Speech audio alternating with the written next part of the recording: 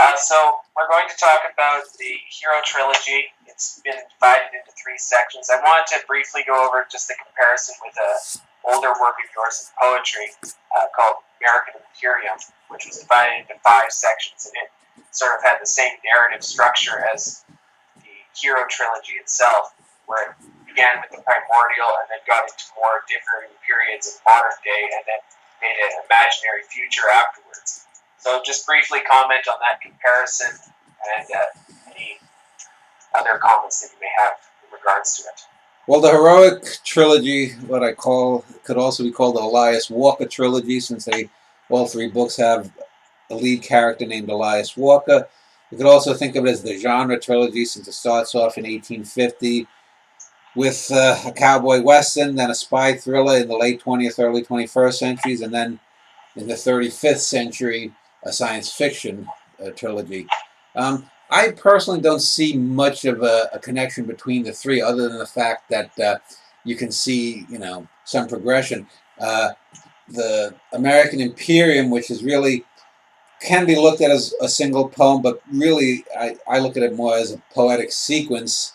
That's more based on the Thomas Cole paintings of what's it called, the Progress of Civilization, or whatever it is, where you see the same site of a harbor over the course of 1,500 years from classical civilization onward. So other than that being sprawled over, an eon and a half, I don't see that much of a connection, because the Cole paintings and the American Imperium too, the American Imperium is also a much shorter time length. It goes from the Pilgrim era to sometime in the future. But I really don't see that much of a connection. I think it's very tempting to try to see connections in things. I know this fellow Qin Zhangjiang, who's been doing some reviews or exegeses of some of my poems on his blog, A Kid from Singapore,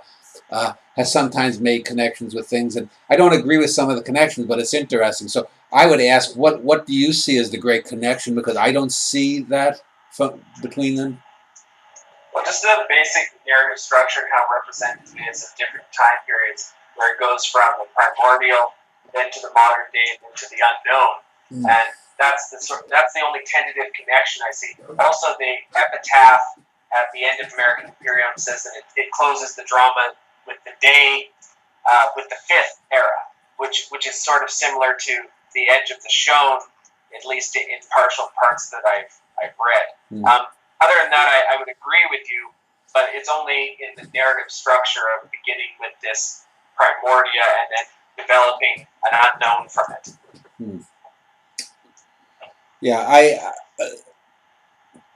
there are going to be, I guess, some broad brush strokes, but I don't really see the two works as particularly being related. You could probably find similar structural things between, say, the New York Quartet and this trilogy. Again, I don't really see any great similarities between them, since this was conceived of as a trilogy before I wrote the first words in the first book, whereas the New York Quartet was really an ad hoc thing. It started out as a single book, Tumbleweeds. 6 years later, I was going to write a book about this family that I grew up with that became the Vinchettis, and I decided to make it a sequel by carrying over the Manny Cole character. And then midway through that book, I said, well, I have to do a bigger book, because the Norwegian and the big Frank characters and the murder of Paulie Maravelli had to be its own book. Then I did that, and then I did the smaller Coda book. So that was sort of an ad hoc thing, whereas this is written defined. So in a sense, that the American Imperium was not something that I wrote initially with that in mind as a single structure. I wrote, like the Thomas Jefferson poem, separate from the Rockefeller Center poem. Those two poems I wrote individually. Once I had those two poems, I believe then I wrote the other three poems around it to make it a sequence. So in that sense, that actually, structurally, how I wrote those 5 poems to make the bigger, longer poetic sequence, or a single poem, if you want to look at it that way, is similar in construction to the New York Quartet rather than this. in its conception and creation. Do you see these imbuements as more indicative of the greatness of the literature, though? In that it gives you just enough to create a narrative structure, but also leaves enough room for whatever reader needs to imbue into it?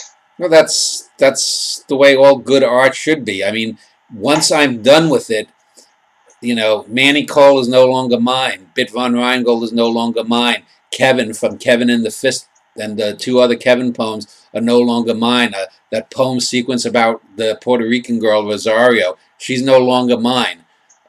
Yes, if I decided to write more Kevin poems or more Rosario poems or bring Manny Cole back, which I'm not, those characters are sort of done. I'm going to start plays this Monday, and I've got a new alter ego that's going to be in not only this first trilogy, but probably in all of my plays, because one of the things I want to do with my plays, since drama is stripped down, it's going to be intensely personal. They're all going to be based highly on my own real life, because that's something that no one else can do, and there'll be plays that are more Samuel Beckett-like. That character that I had in the Vincetti Brothers, the voice or the Spick, who's bound up, which was based upon a real life thing. I'm going to do a whole play like that, but in a very Beckett-like quality. So those, but all of these things are things. Once I'm done with them, you know, I have no greater claim on them. I'm the author of them, but just like Huckleberry Finn is no longer the sole province of Mark Twain, Huckleberry Finn lives in your mind when you read him, my mind when I read that book, and any other readers. So